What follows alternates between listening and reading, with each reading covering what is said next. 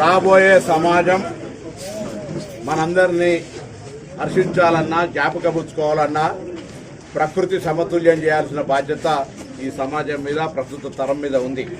మొక్కలు నాటాలి, పర్యావరణాన్ని కాపాడాలి. తెలంగాణ ప్రభుత్వం తరఫున కోట్లాది మొక్కలు నాటడానికి కార్యాచరణ తీసుకుంది. ఈరోజు హుస్నాబాద్ దీనికి రోల్ మోడల్గా ఉండాలి. రాష్ట్రంలో ప్లాంటేషన్ కార్యక్రమం జరిగిన హుస్నాబాద్లో నేను ఈ మొక్క నాటినా అని తృప్తి పడే విధంగా ప్రతి పౌరుడు ఒక మొక్క నాటాలని విజ్ఞప్తి చేస్తాను. అదేవిధంగా ఈరోజు చేనేత దినోత్సవం, ప్రపంచ చేనేత దినోత్సవం సందర్భంగా ఇప్పుడే మార్కండేయ టెంపుల్లో చేనేత దినోత్సవాన్ని కూడా జరుపుకున్నాం. చేనేతను ధరించాలి, చేనేతను ప్రోత్సహించాలి.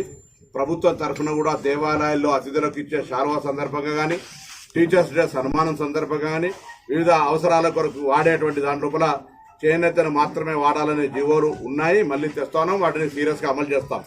నేను పర్యావరణానికి హితమే. ఆల్రెడీ మనం హుస్నాబాద్ నియోజకవర్గంలో ప్లాస్టిక్ నిషేధితంగా మనం అందరం కూడా స్టీల్ బ్యాంక్ ఇచ్చుకున్నాం.